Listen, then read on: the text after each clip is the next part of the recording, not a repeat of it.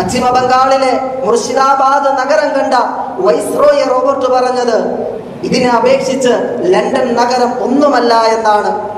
നാഗരികതയുടെയും സമ്പൽ സമൃദ്ധിയുടെയും സകല വസ്തുക്കളും ഇന്ത്യയിൽ നിന്നുമാണ് ലോകം മുഴുവനും എത്തിയിരുന്നത്. ഈ സുവർണ കാലഘട്ടത്തിൽ ഈ രാജ്യത്തിന്റെ കടിഞ്ഞാൺ പിടിച്ചിരുന്നത് മുസ്ലിം രാജാക്കന്മാരായിരുന്നു. സ്വർഗതുല്യമായ ഈ രാജ്യം കൊള്ളയടിക്കുവാനാണ് ബ്രിട്ടീഷുകാർ ഈ രാജ്യത്തേക്ക് കടന്നു വന്നത്.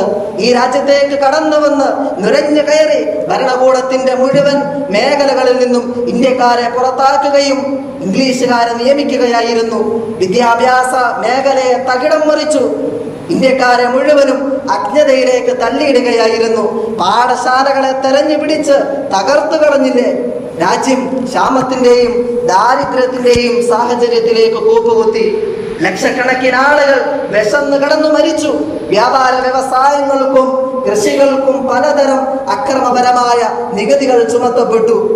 ബ്രിട്ടീഷുകാർ ഈ രാജ്യത്തിൽ നിന്നും കൊള്ളയടിച്ചതായ സ്വർണവും വെള്ളിയും കൊണ്ട് അവർ അവരുടെ നാടുകളിൽ, അവരുടെ നാട്ടിൽ വലിയ വലിയ ബാങ്കുകളും കച്ചവട കേന്ദ്രങ്ങളും വ്യവസായ ശാലകളും സ്ഥാപിച്ചു.